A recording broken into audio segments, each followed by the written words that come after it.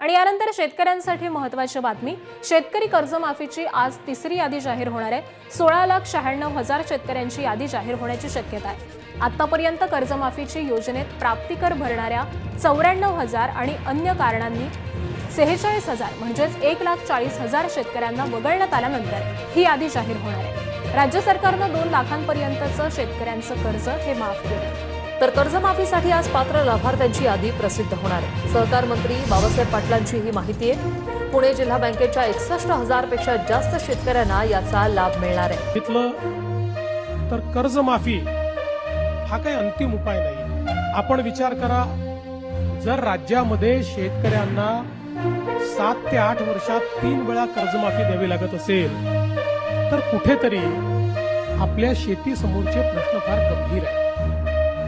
आणि म्हणून मी नेहमी सांगतो, कर्जमाफी आवश्यकच आहे, ती दिलीच पाहिजे। पण कर्जमाफीने कुठला शेतकरी श्रीमंत झाला नाही, कर्जमाफीने कुठला शेतकरी परमनंट त्या कर्जाच्या बेक्यातनं बाहेर पडला नाही।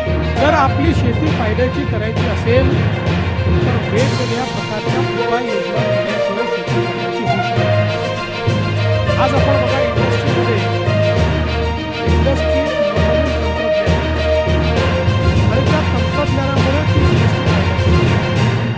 जर एखाद्या उद्योगाने ठरवलं की मी नवीन तंत्रज्ञान आणणारच नाही तर तो उद्योग बंद पडतो। दुसरा कोणीतरी तंत्रज्ञान आणतो आणि त्या उद्योगाच्या पुढे जातो। आमच्या शेतीचं क्षेत्र देखील असं आहे की या क्षेत्रामध्ये जर आपण नवीन पद्धती आणल्या नाहीत, या शेतीमध्ये आपण नवीन तंत्रज्ञान आणलं नाही तर शेती फायद्याची होऊ शकत नाही। आणि मग या सगळ्या नवीन गोष्टी करण्याकरता अडचण काय आहे? ती अडचण आहे गुंतवणुकीची। ज्या शेतकऱ्याकडे जो अल्पभूधारक शेतकरी आहे, या अल्पभूधारक शेतकऱ्याला गुंतवणूक त्यांनी करायची कशी? गुंतवणुकीकरता त्याला पैसे येतील कुठनं? तो जेमतेम पीक कर्ज काढतोय आणि तेही कर्ज जर परत करू शकत नाहीये तर मग गुंतवणूक तो करेल कशी? आणि म्हणून 2014 नंतर मोठ्या प्रमाणात आपण शेती क्षेत्राला रिलीफ आणि रिहॅबिलिटेशन म्हणजे मदत आणि पुनर्वसनचं क्षेत्र नाही, तिथं करावंच लागतं। पाऊस आला तर, अतिवृष्टी झाली तर, अवर्षण झालं तर, वाहून गेली तर, सगळ्या गोष्टीत तिथं करावंच लागतं। पण केवळ तितक्यापुरतं मर्यादित ठेवायचं नाही। शेती क्षेत्रामध्ये गुंतवणूक करायची आपण निर्णय घेतला, मग जलयुक्त शिवार असेल, मागेल त्याला शेततळं असेल, मागेल त्याला सिंचन विहीर असेल, मागे त्याला ठिबक असेल। तुम्ही आठवा 2014 पूर्वीची परिस्थिती तुम्ही आठवा। मी देखील जवळपास 10 वर्ष माझ्याकडे ग्रामीण क्षेत्र होतं मी आमदार असताना, नंतर मग माझं शहरी क्षेत्र झालं। पंचायत समितीत आम्ही बसायचो, काहीतरी इष्टांक आलेला असायचा आणि मग ते पंचायत समितीचे सभापती, सदस्य आणि आमदार मिळून आम्ही वाटायचो, 4 तुझ्याकडे, 2 तुझ्याकडे, 4 तुझ्याकडे, 5 तुझ्याकडे। आणि त्या वाटणीतही आम्ही एवढं खुश असायचो की जणू काय शेतकऱ्याला आपण दिलेला आहे अशा पद्धतीची बंदरबाट आपण करायचो। मी सांगितलं की पद्धतीच दूर झाली पाहिजे आणि मग सगळ्या गोष्टी मागेल त्याला, ज्याला आवश्यकता त्याने मागावं, आपण त्याला देऊ, अशा पद्धतीनं मागेल त्याला शेततळ्यांची योजना आपण आणली। महाराष्ट्रामध्ये लाखो शेततळी आपण तयार केली।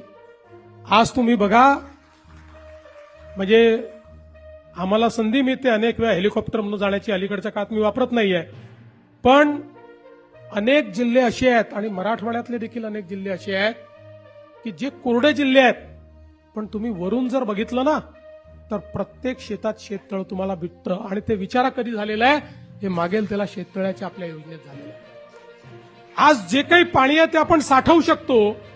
आणि मग आताच्या परिस्थितीत अल निनोमध्ये कुठेतरी 5, 7, 8 जुलैला भरपूर पाऊस येतो आणि त्याच्यानंतर 25 जुलैपर्यंत पाऊस गायब होतो। अशा परिस्थितीमध्ये जर पिकावर ताण पडला तर त्या पिकाला पाणी द्यायचं कुठनं? त्याकरता ही शेततळी आहे, त्याकरता प्रोटेक्टिव्ह इरिगेशन करता ही कामी येत आहेत। आज परिणाम असा झाला, आम्ही साधारणपणे ज्या ठिकाणी जलयुक्त शिवारची कामं आपण केली, जलसंधारणाची कामं केली, त्या गावांचं ज्यावेळेस ऑडिट केलं, त्या ऑडिटमध्ये असं लक्षात आलं की अनेक गावं अशी होती की जी एका पिकावर होती, ती आज 3-3 पिकं घेऊन राहिली आहेत। ज्या गावांमध्ये बागायतीचा विचार करत नव्हते, फळबागांचा विचार करत नव्हते. मला नेहमी आजही माझ्याकडे तो व्हिडिओ आहे की ज्यावेळी 2019 साल असेल, मी सांगोल्याला गेलो आणि त्या सांगोल्यामध्ये एक शेतकरी म्हणाला माझ्या शेतीत तुम्हाला यावंच लागेल आणि मला घेऊन गेला आणि त्यांनी सांगितलं इथे माझ्याकडे काही पिकत नव्हतं. आज जलयुक्त शिवारनंतर ऍपल बेर त्यांनी पिकवणं चालू केलं आणि म्हणाला यावर्षी 25 लाख रुपयाचे ऍपल बेर मी त्या ठिकाणी विकेल. त्यामुळे शेतीमध्ये आणि शेतीच्या क्षेत्रात गुंतवणूक आपण सुरू केली. पूर्वीच्या काळामध्ये लोकांना ड्रिप इरिगेशन करता, ठिबक सिंचनाकरता वाट पाहावी लागायची. आम्ही सांगितलं ऑनलाईन अप्लाय करा, ऑनलाईन अर्ज करा आणि ऑनलाईनच तुमच्या खात्यात पैसे जातील. आताही जे मामा सांगत होते की काही बॅकलॉग राहिला होता तोही आम्ही पूर्ण करतोय. आणि जेवढे अर्ज आले, 5 लाख अर्ज आले तर 5 लाख अर्ज आम्ही स्वीकृत करणं सुरू केलं. ट्रॅक्टरची मागणी जेवढी आली आम्ही स्वीकृत केली. इतक्या मोठ्या प्रमाणात हळूहळू हे यांत्रिकीकरण आपण सुरू केलं.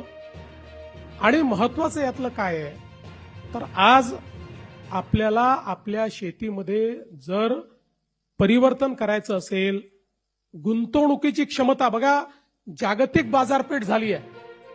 आता शेतमालाचा भाव हा कुठलं राज्य ठरवत नाही, कुठला देश ठरवत नाही, जागतिक बाजारपेठ ठरवते.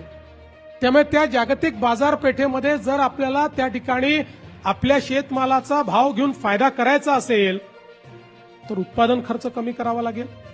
उत्पादन खर्च कमी करायचा असेल, उत्पादकता वाढवावी लागेल. उत्पादकता वाढेल तेव्हाच उत्पादन खर्च कमी होईल. आणि मग अशा सगळ्या गोष्टींकरता आता ज्याच्याकडे 1 एकर शेती आहे, 2 एकर शेती आहे, त्याची गुंतवणुकीची ताकद किती आहे. आणि म्हणून आपण गटशेतीची योजना सुरू केली. मला असं वाटतं की महाराष्ट्रामध्ये पुढच्या 2 ते 3 वर्षामध्ये 50,000 गट जर आपण तयार केले तर या गटांची क्षमता जी आहे, आणि सरकार सगळ्या योजना गटाला देत आहे. मागच्या वेळेस तर आपण 1 कोटी रुपयापर्यंतच्या योजना गटांना दिल्या, तर या गटाची गुंतवणुकीची क्षमता वाढते.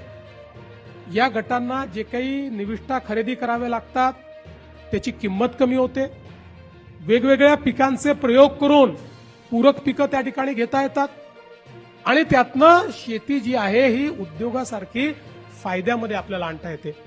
म्हणून त्याही दृष्टीने खूप मोठ्या प्रमाणात काम करण्याची आवश्यकता आहे.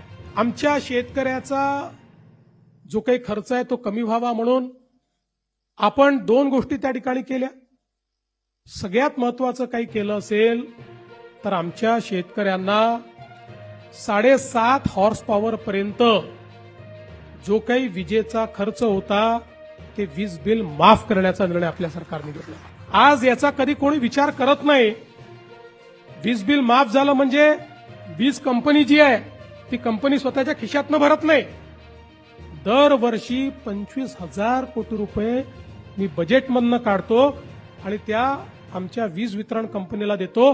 कारण ते जर दिले नाही तर MERC सांगते की जे इतर ग्राहक आहेत त्या सगळ्या ग्राहकांवर हे 25,000 कोटी लोड करा, त्यांचं विजेचं बिल वाढवा आणि त्यांच्या खिशातनं ते वसूल करा.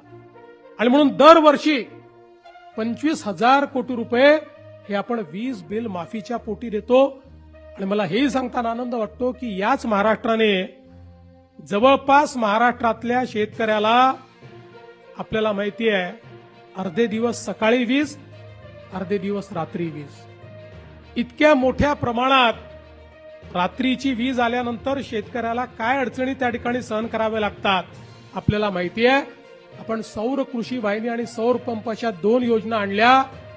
मला सांगताना अभिमान वाटतो की जे आम्ही सांगितलं आज राज्यातल्या 76% शेतकऱ्यांना आम्ही दिवसा वीज देतो आणि आमचा प्रयत्न हे वर्ष संपता 100% शेतकऱ्यांना दिवसा वीज आम्ही देऊ. आणि 8 तास आम्ही देतो. 10 तास जायचंय, नंतर 12 तास जायचंय. दिवसा 12 तास आमच्या शेतकऱ्यांना त्या ठिकाणी मोफत वीज देण्याचा निर्णय आम्ही करतो. आणि आता याच्याही पेक्षा एक अजून चांगला निर्णय जो आज मी जाहीर करणार आहे. आपल्याला कल्पना आहे की 7.5 हॉर्स पॉवर पर्यंत आता तुम्हाला बिल येत नाही. पण तुमच्या प्रत्येकाच्या नावाने जुनं बिल आहे. प्रत्येकाच्या नावाने आहे, ते खात्यात आहे, लिहून ठेवलं आहे. कधीतरी वसुलीला येऊ शकतं. आणि कुठलंही दुसरं कनेक्शन घ्यायचं झालं तर तो लाईनमन चेक करतो, तुमच्यावर तर आहे जुनं बिल, मिळत नाही तुम्हाला. आणि म्हणून आता मी हा निर्णय घेणार आहे की 7.5 हॉर्स पॉवर पर्यंतचं जे जुनं बिल आहे, 48,000 कोटी रुपयाचं जुनं बिल वसूल करायचं आहे. ते 48,000 कोटी रुपयाचं जुनं बिल आम्ही माफ करणार आहोत.